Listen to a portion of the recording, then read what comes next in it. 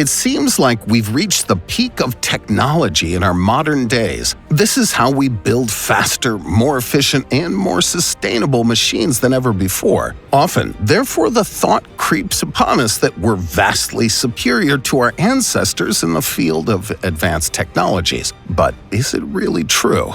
A look at the magnificent, monumental buildings of the ancient Egyptians shows us that the inhabitants of the pharaohs already knew how to erect buildings that would seemingly last an eternity.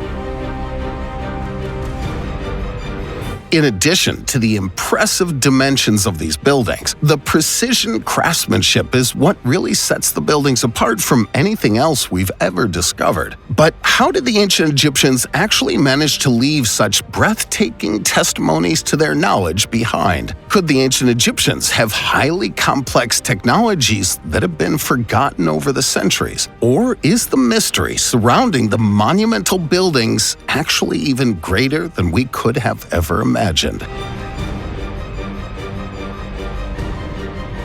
Today, we'll be answering all of these questions and more. But before we get started, be sure to hit that like button and ring the notification bell for more videos. And stick around until the end if you want to learn new knowledge about ancient Egypt that I guarantee you've never heard before. The secret architecture.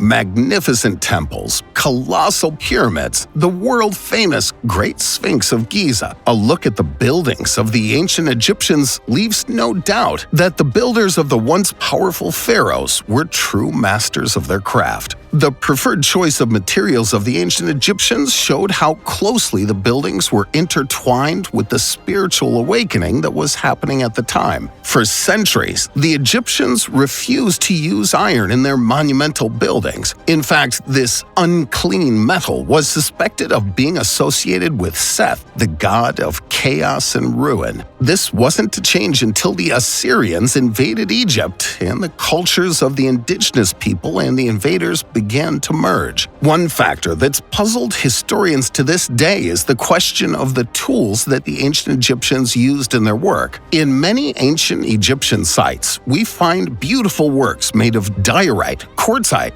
basalt, and granite. The problem is that these very hard stones could apparently not be brought into such perfect shape, even with the most advanced iron tools of the era. Indeed, for most of their existence, the ancient Egyptians used hardened bronze tools to work stone. However, as is known, bronze is much softer than iron, so it seems that many of the structures that have been created simply cannot date from the time in which, according to most experts, they were built. But how is that possible? All of the artifacts we've found from the ancient Egyptians seem to tell the same story. Egypt rose around 3100 BC and fell around 332 BC. But if this is true, why do the buildings, the blocks, and other carvings seem to date in a far distant future? In fact, according to some researchers, the techniques used by the ancient Egyptians couldn't even be replicated by modern humans. This means that they must have possessed some form of extremely powerful and sophisticated equipment that remains a mystery to us to this day, more than 2,000 years later. If this is true, how on earth did a primitive civilization manage to do such incredible things with such a limited tool set?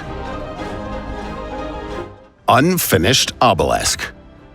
To get closer to this exciting mystery, it's worth taking a closer look at some of the ancient structures. First of all, let's take a look at the famous unfinished obelisk located in Aswan near the Sudanese border. Historians suspect that it was the ruler Hatshepsut who approved the construction of the magnificent stone pillar. If the object had been completed, it would have become the largest obelisk of antiquity, with a height of almost 42 meters and a weight of around 1,170 tons. In the end, two urgent questions arise. Which tools were used by the Egyptians to shape the massive stone monument? And how were the workers going to manage to erect the structure, which weighed several tons? The majority of archaeologists believe that round dolerite hammers were the most important tools of the time. Basically, in order to beat a material into shape, it's always advisable to use a tool that's harder than the object that's being processed. In the case of the rose granite, of which the unfinished obelisk is made, this isn't the case. In fact, both materials have roughly the same hardness. Bronze, the other main tool used in ancient Egypt, is in turn significantly softer than rose granite.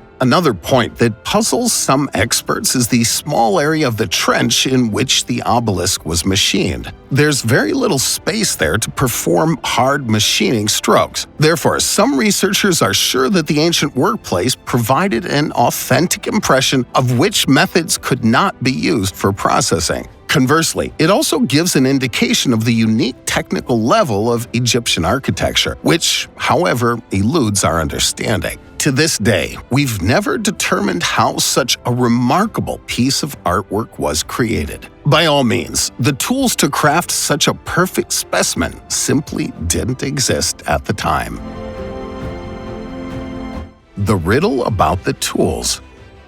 For many people, one thing is certain: the simple dolerite tools could not have been used to shape the obelisk. But what kind of unknown technology did the ancient Egyptians use instead? The historian Chris Dunn sees the answer to this question in the traces that were left on the processing site. According to this, several horizontal stripes indicate that the design of the obelisk was not carried out by classic hammer blows, but with the help of tools that were pulled back and forth like saws. Since, according to the experts, the ancient Egyptians simply did not have such cutting tools at their disposal, some people have taken this idea to a new level, now wondering if the ancient Egyptians were even the ones who created this beautiful structure. Could it have been crafted by someone else? In fact, some people are convinced that another lost civilization was responsible for the creation of the stone monument. It's said to have been a civilization that dates back to around 3100 BC. The civilization would have lived in Aswan and had an incomparably high technology that was unavailable to others who settled in the area after them. Even if this would have been the case, contrary to official history, an urgent question remains unanswered. What happened to the tools that were used? Why is there no trace of the equipment nowadays? In fact, some researchers suspect that the advanced tools were actually found. After their discovery, however, they're said to have been meticulously hidden from the public eye, as they didn't fit into the current historical view of the world. Rather than reshape the way we perceive ancient Egyptian history, the researchers decided to hide the tools and never speak of them. This could have been done for a variety of reasons. However, there's one main reason that may be the most plausible explanation. Egypt is a hotspot for tourists. Each year, thousands upon thousands of tourists visit the country to explore its sands and take a look at the beautiful ancient Egyptian pyramids. Imagine if scientists revealed that they had finally discovered how the Egyptians created such incredible works of art. Well, the mystery of the pyramids would be solved. If this happened, then tourism would eventually die down and the Egyptian economy could collapse. For this reason, the Egyptian government or some other political force may have caused these mysterious tools to have simply disappeared. One of the most famous Egyptologists of the late 19th and early 20th centuries was the British Flinders Petrie. During his expeditions, Petrie allegedly found a number of core drills, many of which are now kept in a London museum. While there was no trace of the actual hollow drill bits, the cores discovered consisted of various rocks such as granite, limestone, and alabaster. The fascinating thing is, some traces suggest that the drills reached a feed rate of 0.1 inches per revolution. According to this, the ancient Egyptian drills penetrated deeper into the material per revolution than any modern diamond drills, but they didn't achieve the same number of rotations per minute as today's tools. How could it be that these manual tools could penetrate more quickly into rock than our own modern power tools? We may simply never know. Mysterious traces and artifacts. The idea is often spread that the ancient Egyptian drills were operated with the help of an arc and a copper pipe. However, the reconstructed efficiency of the equipment raises questions about this theory. When Walter Bryan Emery discovered the grave of the ancient Egyptian official Sabu in Saqqara in 1936, he came across a puzzling object there, which went down in history as the Sabu disc. The exact function of this mysterious artifact is completely unclear to this day, and proves once again how many secrets from ancient Egypt are still unsolved. In the Temple of Karnak, the largest temple complex in Egypt, there are again ancient core drillings with a very unusual diameter. A human hand can easily fit through the corresponding drill holes. Even the best trained engineers of our time cannot say with absolute certainty what material the drill was made of. This also gives rise to heated debates again and again. In the complex, not people, but the Apis bulls, which are considered sacred, were laid to rest. The precisely crafted granite sarcophagi, whose weight is estimated at 70 to 80 tons, are also massive. Here too, the question arises as to which tools were used for processing such beautiful pieces of granite. Worse yet, we don't even know how the Egyptians managed to lift such heavy objects, let alone craft them in the first place. Who really created the structures?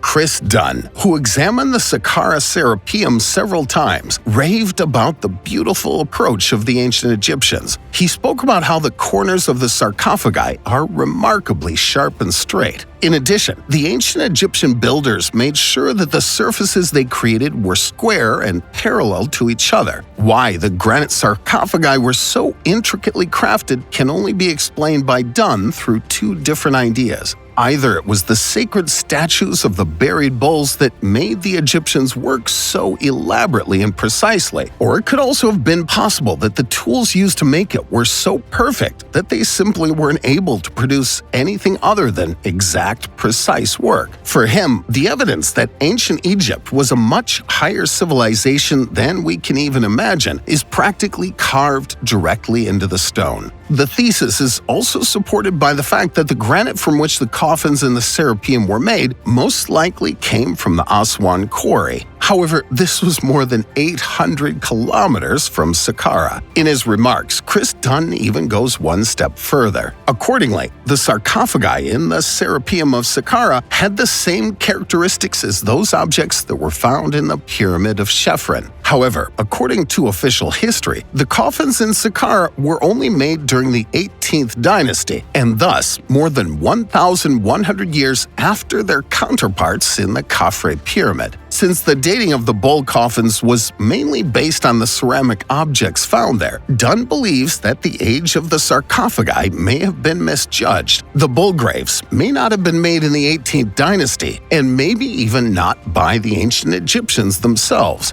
If you follow Dunn's remarks, the artifacts may represent the remnants of a much older but technologically more sophisticated culture. This is a theory that has circulated for many years, with experts like Graham Hancock weighing in, claiming that there may have been a far more advanced civilization who lived in Egypt before the so-called ancient Egyptians. If this is true, the Egyptians may not have even been the ones who created the beautiful works of art. Instead, the pyramids, obelisks, and many other monuments may have been crafted by a civilization whose evidence has simply been lost to time. If we consider this theory for a moment, you have to realize one thing. At the time, resources would have been fairly limited. The ancient people obviously didn't have access to all the sophisticated equipment that we have these days. Thus, many civilizations would have simply made use of the tools and resources they had. If an ancient civilization lived in the region before the ancient Egyptians, then died off over the years, the ancient Egyptians may have simply taken over their camp and picked up where the elusive